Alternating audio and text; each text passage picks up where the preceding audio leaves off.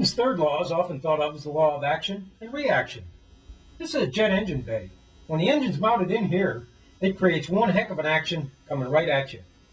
The obvious reaction is it forces the airplane that way. That makes sense. But how does a jet engine work? Just like a balloon that flies away when you let go of it, air comes in here, goes way back into the engine, is heated up, goes faster, comes around the back. With a lot of force. That's how a jet works.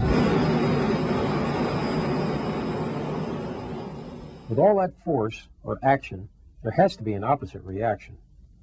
The reaction makes the airplane move forward, just like the rocket sled you saw earlier. But this time the aircraft has wings which provide lift, forcing it into the air. In fact, there are four forces, actions and reactions, working every time an airplane flies.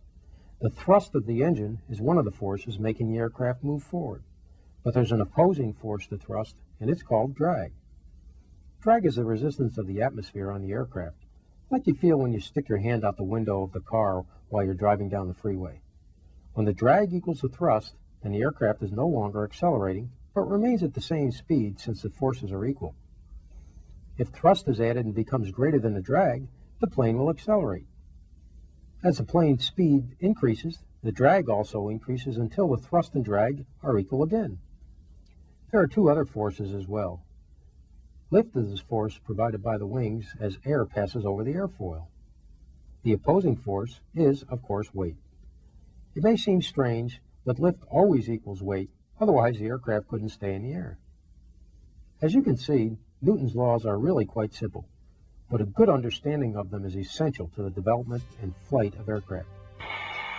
It's even more important, we're going to test the airplane.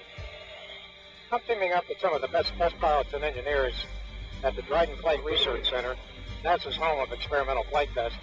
And together, we're going to show you the fun side of flight testing Newton's laws. And speaking of fun, we're out of here.